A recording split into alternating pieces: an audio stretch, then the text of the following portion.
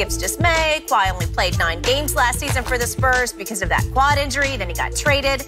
Let's take a listen to the Claw. A lot of people were doubting me. Thought I was either faking an injury or didn't want to play for a team.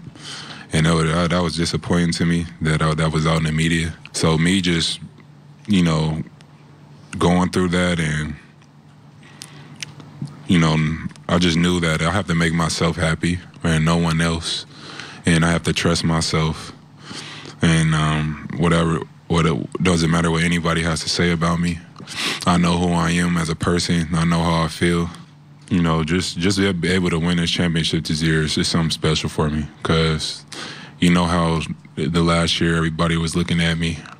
And I stayed true to myself. And I had a great support system. And once I got here to Toronto, they understood everything. And the move kept moving from there. All right, so Shannon, what did Kawhi prove this season? He proved that he can lead a team to a championship. He's a superstar in the same category as LeBron James and Kevin Durant. He's of that caliber. He's cut from that cloth. He also proved, Skip, I think he wanted to prove it bothered him, it hurt him that people actually thought he was faking. And it's hard for me to understand how people can think that, given having been a professional athlete, knowing where a lot of these guys came from very similar backgrounds that I did, is that you work all your life to get into this situation. And now you get there, now you know what, now I don't want to play. I'm good. I've made it this far. I can just sit back and rest on my laurels. That's not him. I will go to my grave believing that Kawhi Leonard was hurt to the point that he felt he couldn't play. And you said that Kawhi, in the 7 years that he was there, he was always hurt. Well, then why did they put him on the hot seat then? Why wasn't the problem when he complained about his ankle? Or you said he complained about his elbow, he complained about his back. No one put him on the hot seat then. It's just now, all of a sudden, Kawhi's been the same. The one thing I know about this guy, I don't know him personally, but watching his mannerisms, he's like clockwork. You can set your clock by him. You know exactly what you're going to get. Yeah, he's not up and down. Mm-hmm. He's right here, Skip. Mm. He's steady. Now, you might not like that steadiness because you like to see the range of emotion.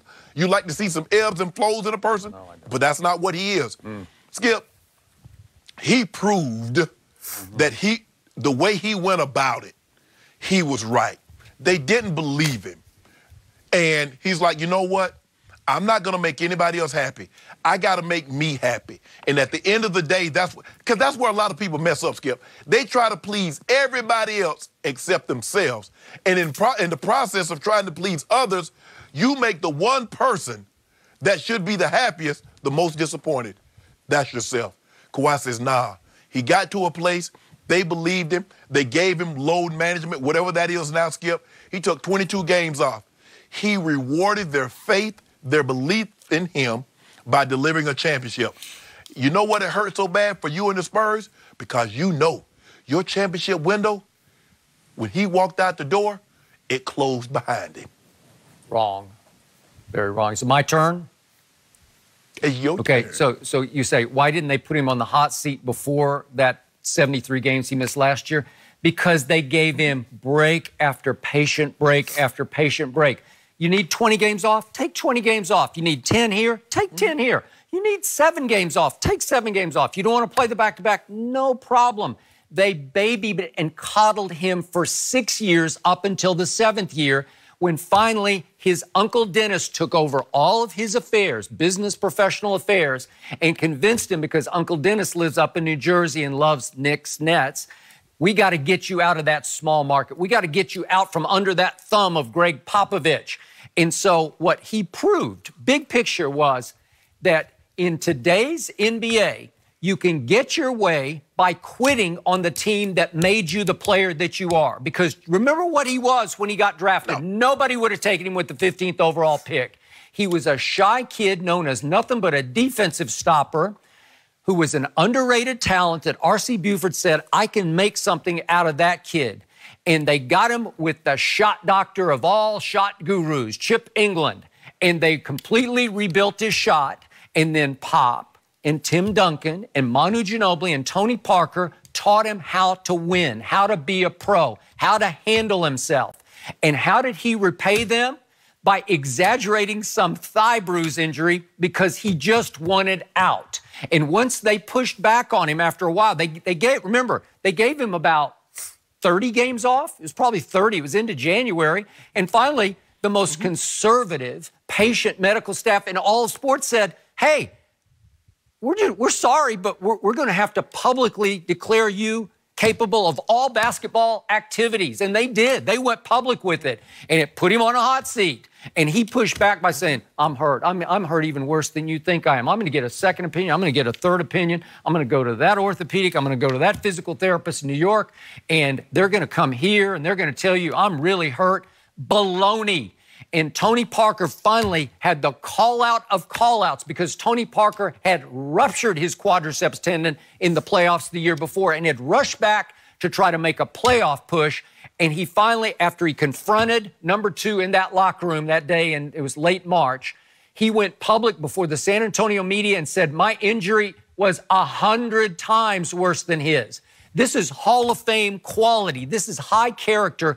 Tony Parker doesn't call anybody out, and he called that guy out. Manu Ginobili doesn't give up on anybody the way he gave up on that guy. And trust me, they were gritting their teeth last night because no one has ever been less happy for an MVP than those two and Tim Duncan were for that guy. Trust me. But Skip, but here's the thing though, Skip. If you said throughout his first 7 years, he was always hurt. But guess what happened? He always came back. So for him not to come back after suffering all from that he's come back from all those injuries. Every time, elbow, back, knee, foot, whatever the problem was, he came back. This time, he was unable to come back. It didn't really dawn on you, like, man, something must be really wrong with Kawhi because normally when he's injured, he always comes back. They're all minor. What was wrong last year was Uncle Dennis. That's the reason he didn't come back. He said, let's force a trade. Let's force our way. That's how today's NBA works. Let's force a trade. Way to go. If you don't mind me asking, Skip, you said Uncle Dennis lives in Jersey and he wants to get him around the Knicks and the Nets. But it seems that all the reports that I've heard that Kawhi's preferred destination is the Clippers. Well, so how the hell does that work? Well, I don't know. I don't know what they're going to end up doing. Who knows what he's going to do? All I know is I want to wish Toronto well. I hope you enjoyed him because he's about to quit on you just the way he quit on the Spurs. Whoa. Skip, don't do that. Don't do that, Skip. He is Skip, don't do that. No, Skip, don't do that. Skip. And he did. He got you your championship. He got it, but that's the end of that deal. The Larry O'Brien trophy is still sticky from Champagne. Yeah. You won't even let him clean it up. You're already ushering him out the door. Let Drake celebrate. Well, the curse of Drake is dead. Well, I hope let him have it. Now. Let him have it. It's not going to last. Why? Skip, hold on. Wait a minute. Skip, it hasn't been 24 hours, and you're already trying to rain on the parade. They got a parade scheduled for, I think, next week sometime, and you already forecasting rain. Let them celebrate. Let it be sunny for a little while. You going to go up there? Drive one of the cars? I might. Yeah. I might. Hey, hold on, Skip. You let me do my part from Toronto? I can get Drake on. I can bring Kawhi on. I can get Masai Ujiri on, although he might be dipping too. You hear that offer that the Wizards are prepared to offer him? He's got a deal of a lifetime. Yep. Ujiri certainly deserves some credit here. Let him have it. Let him have his moment. To get them to this point, from firing Coach of the Year Dwayne Casey to letting go of DeMar Rosen and bringing Kawhi in. It all worked. It did. Way to go. Up next, did Clay's injury cost the Warriors victory last night? We'll discuss that in just a minute.